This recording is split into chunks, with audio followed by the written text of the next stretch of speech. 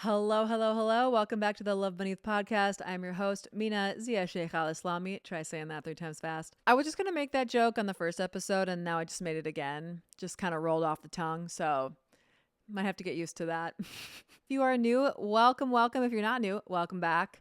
This is a podcast where I just discuss all things spiritual, my personal journey with spirituality, spiritual concepts, my tips and tricks, and everything in between. Today, we're talking about the Akashic Record, which is my personal love, and my view on it has definitely gotten more, not niche, but I've definitely honed in on my beliefs about it and what I feel about it over time. So I'm really excited to share that with you, especially some of you have been following me for a really long time. And so you've seen my entire evolution from when I started doing Akashic Record readings, 2019 to now, 6 years later. So this is kind of the culmination of what I know from it now, professionally doing readings for the last 6 years. And if you listened to or watched episode number 1, you know that I have been open to the spiritual everything since I was a tiny baby child. So I have had past life memories my whole life, and that has actually led to a lot of not so good things. A lot of my anxiety when I was younger would come from remembering past life trauma, really horrible ways that I was unalived, etc. So my relationship with Akashic Record has been, a mixed bag. But now that I've really been able to hone the skill and be with myself, accept what my mission in this life is, which again, just go to episode 1 if you want to know about all that. I've just come to accept things about my life that, although are difficult, this is what I agreed to and this is what I came to do. And so here we go. So we're going to discuss, I've got my notes here. What is the Akashic Record? Who is it for? Why do we use it? And how do we use it? These episodes are not that long. I'm not going to be able to literally teach you how to enter your Akashic Record in this. So I'm just going to say that right now. However, if you are interested, there are multiple ways to get deeper into it. You can book an Akashic Record reading with me, which that link will be in the description box or in the show notes, wherever you're listening or watching this. So you can do a reading with me. I also have an Akashic Record course you can take that teaches you how to enter your own Akashic Record. Please keep in mind that it takes time and practice, and not everyone gets it right away. So you might see in that course that some people get it right away and have really cool experiences. And then some people, it takes them like the whole course to get anything. And it's all good. It's all good. Everyone has their own experience, and nothing means you're doing it wrong or doing it right or anything like that. So give yourself grace, especially when it's a pre-recorded class. There's no one to ask things sometimes. So that's another thing you can do if you are someone who likes to do self-study. The third option is I teach it live once a year how to read Akashic Records. So that's a more professional course. After you graduate from that course, you'll be able to confidently give an Akashic Record reading. So if you're interested in that, you can go ahead and email me. Again, my email will be in the show notes or description box if you're interested. Don't know the dates yet this year, but yeah, so multiple options for you. All right, so let's get into it. What is the Akashic Record? This is just my view on it. I'm sure you've heard it a million times, different ways. I've said it different ways in the past, so I'm just going to give you, in this present moment, how I see it. I see the Akashic Record as, let's say, the resource sheet or the annotated bibliography for your book of life. And the chapters in your book of life, or the themes in your book of life, are the karmic lessons, the karmic cycles. And so what we can do is we can see the karmic cycle, and then we can use the Akashic Record as like a bibliography, so to speak, to say, where did this come from? Or how can I read more about this? How can I know more about this of myself? A lot of people say, it's a compendium of everything that's ever happened, past, present, future. I don't have anything against that definition. I've used that definition before. And now that I've worked with it a little deeper and once again done, professional readings for the last 6 years, I've come to see it as a place, just like I said, a place where you can go to get more detailed information about versions of you that are not existing in this exact physical reality that you're digesting this information from now. The versions of you that have existed in other timelines, other realms, other dimensions. We can say past, we can say future, whatever words work for you. That is the Akashic Record. And my truth is not the truth. My truth is my truth. So every episode, I just invite you to come and listen, and you can decide if it's for you or not. And you can create your own truth, right? You can start to understand what your own truth is based on listening to what other people have to say. So I've seen a lot about, going to the Akashic Record and doing a prayer to open the Akashic Record and things like that. I have done that. I have done that with students before. Again, it's not that that doesn't work or that isn't valid. I just now feel that you don't need to do any of that fancy stuff. It's just woven into the energy of your body. So one trick I do now, which if you take the pre-recorded Akashic Record course, you'll see I have people go into chakras, and you'll start to feel like an emotion there. And I guess I'm getting ahead of myself because now this is the how do we use it. But you'll start to feel an emotion there. And if you follow that and you let that emotion start to tell you a story, you're literally actively entering the Akashic Record as you're doing that. So you're not going somewhere, you're in your body, but we are the universe. We each are divine beings woven from the fabric of the universe. So you don't have to go anywhere. It is you. You are the Akashic Record. You're made of the Akashic Record, which I think is super cool. So who is it for? It's for anyone.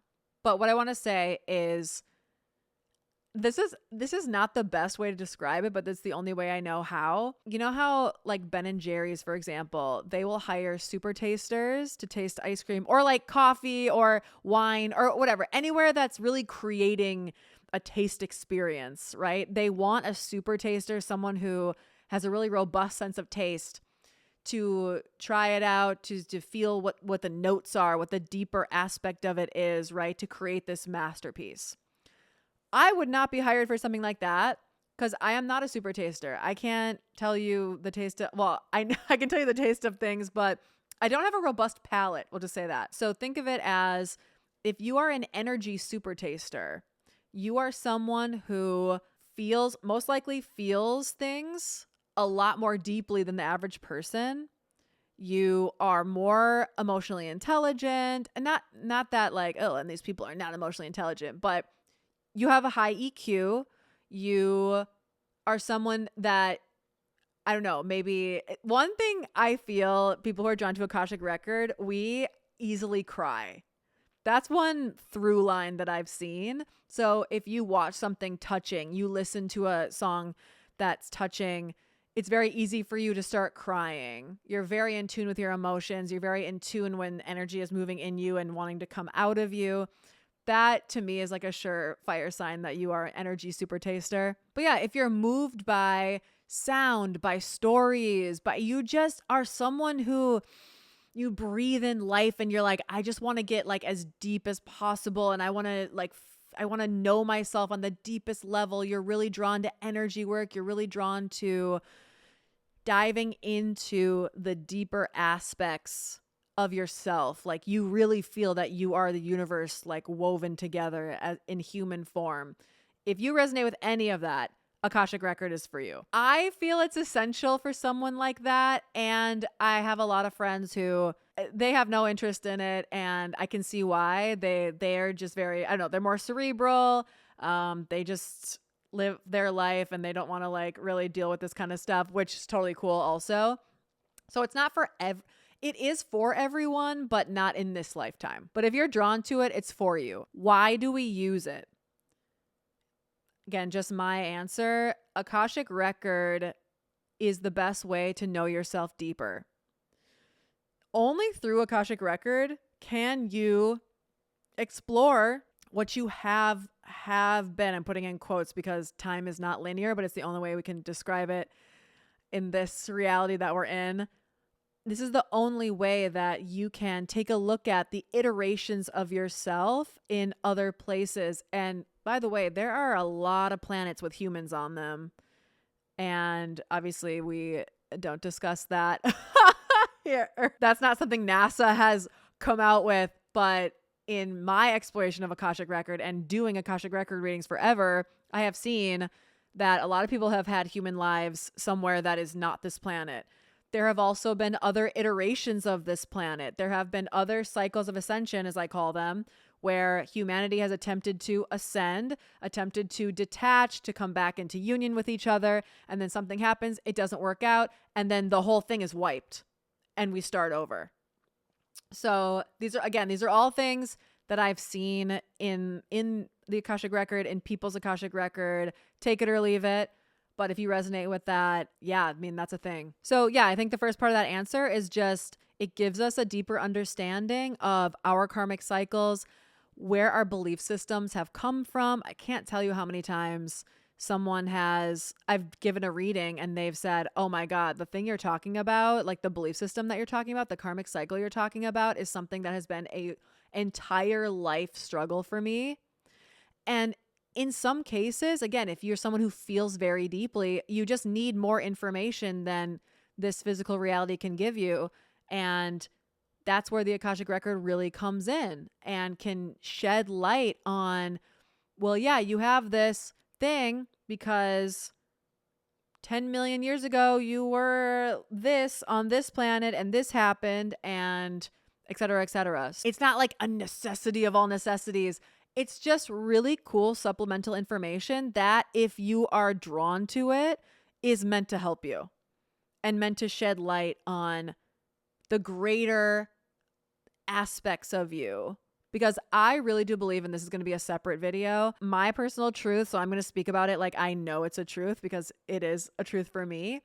We are humans in this reality, in this dimension, and what we think about as our higher selves are actually yet another incarnation of us who is actively existing and living a life as well.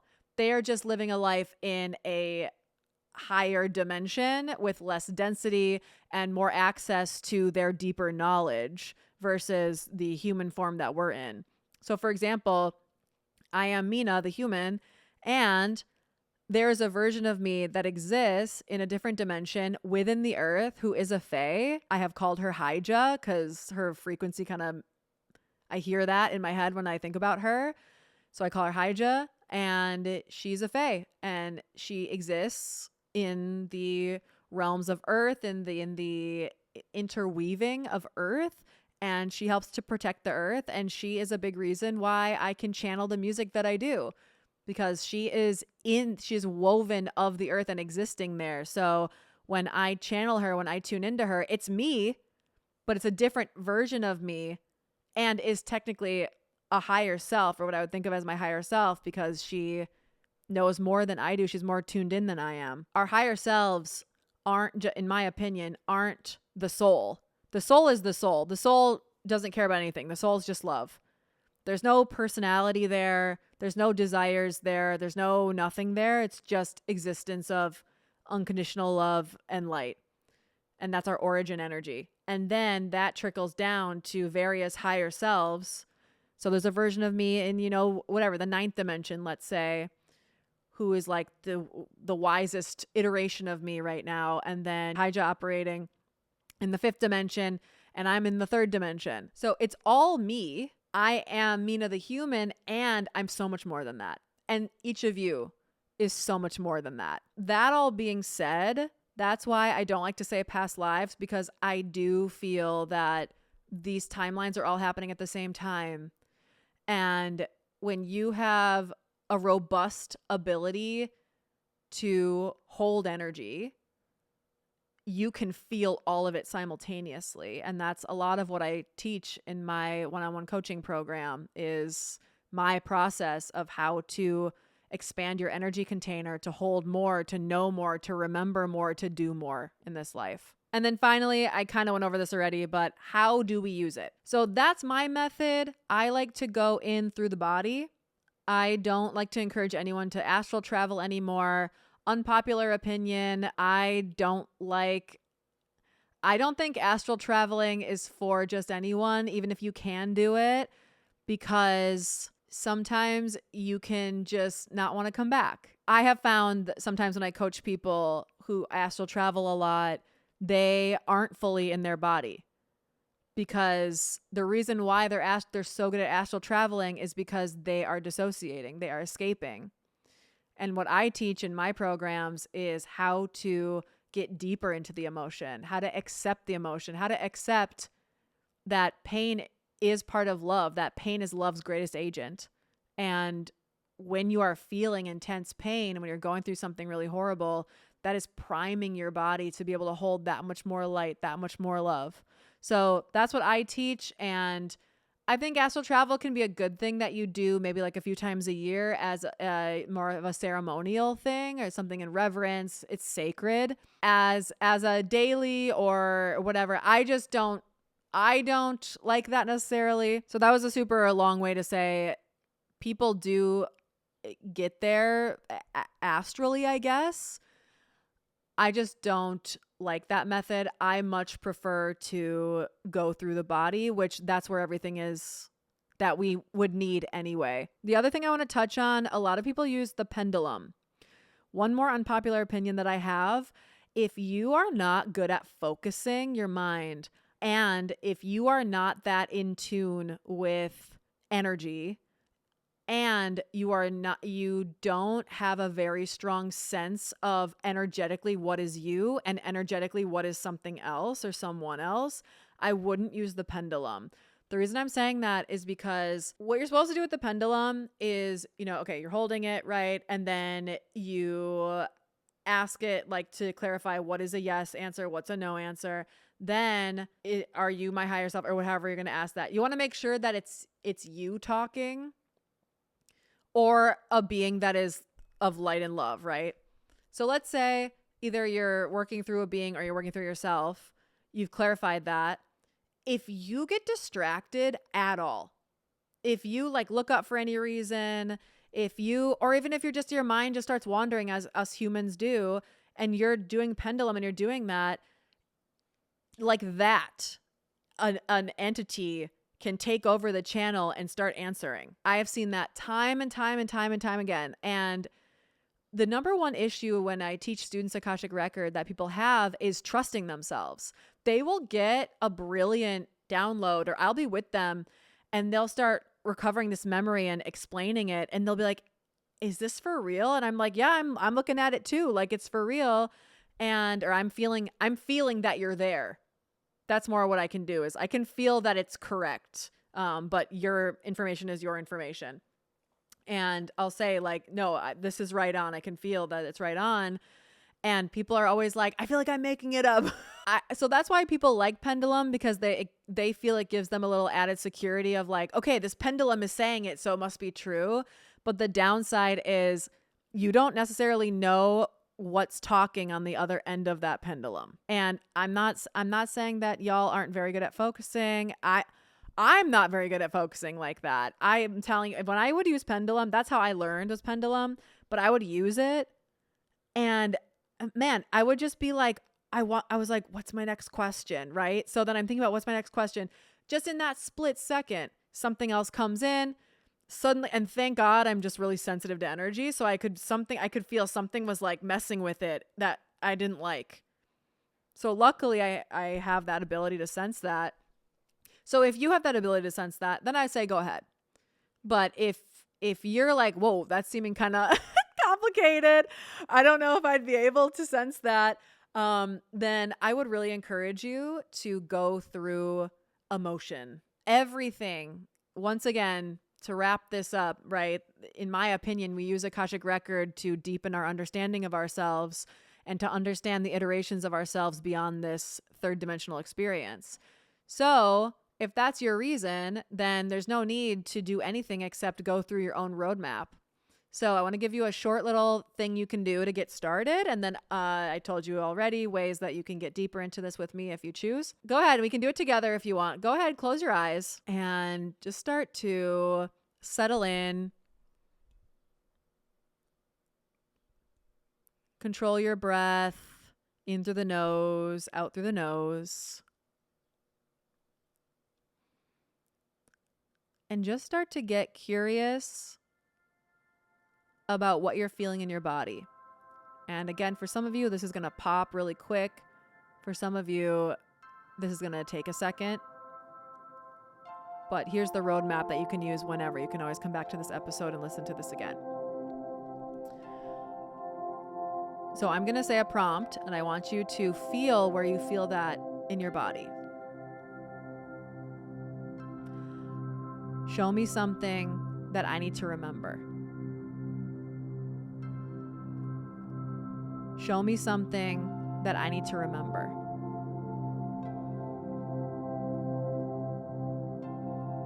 So you're saying this to your internal self. Show me something that I need to remember.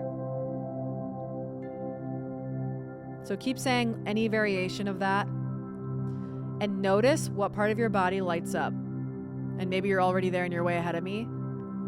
Notice what part of your body lights up. Is it your throat? Is it your heart? Is it your kneecap? Let yourself be led. And get curious. Go in there. Let yourself go in like it's a portal. It's very important though, don't imagine and visualize the portal. You have to actually feel that you are sinking inside your own body as if it's a portal. You have to feel it.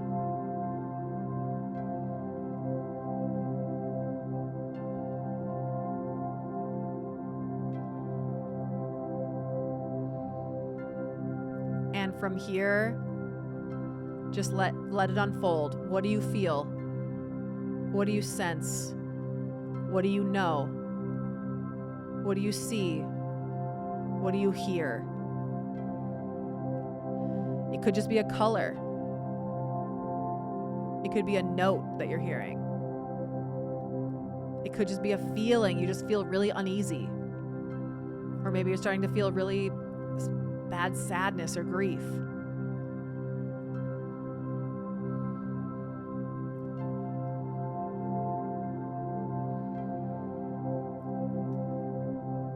Let yourself marinate in this space for as long as you need. Don't force it. Don't try to use your brain to understand it.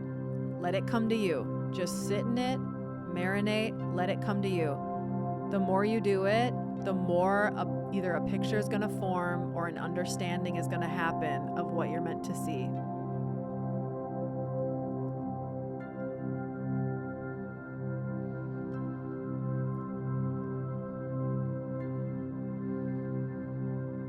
Congratulations, if you are successfully seeing something, hearing something, knowing something, you are in your Akashic Record and you are downloading/remembering information. You can feel free to stay here as this is the end of the podcast, or if you would like to come back, I will guide you out. So slowly, this is very important. Slowly retrace your steps. You want to go back out of the portal, slowly, settle back into your body, very slow. As soon as you feel that you are fully settled in your body, start to bring some movement, wiggle your fingers maybe, wiggle your toes, move your head from side to side, roll your shoulders down and back, very slow and easy. And then very slowly, you can start to flutter your eyes open and come on back. I had to guide you out that way because it's better to practice when you're not as good at getting in there. When you really get in there, and then let's say you were just to like open your eyes, you would be so disoriented and be like, what is happening? So it's better to practice coming out of it when you're not that deep into it, so that you know that skill for when you are. This has been all about the Akashic Record. Let me know if you have had experiences, if you're interested in it, or anything at all. Go ahead. If you're watching on YouTube, leave a comment for me. Again, like the video, subscribe, do all the things. Send it to someone who needs to hear or see this. Save it for later. And if you're listening, I am new to podcasting, so please go ahead and leave me a review. It would be awesome, and do all the things. Follow the show or whatever. Is that subscribe or follow? Whatever the term is.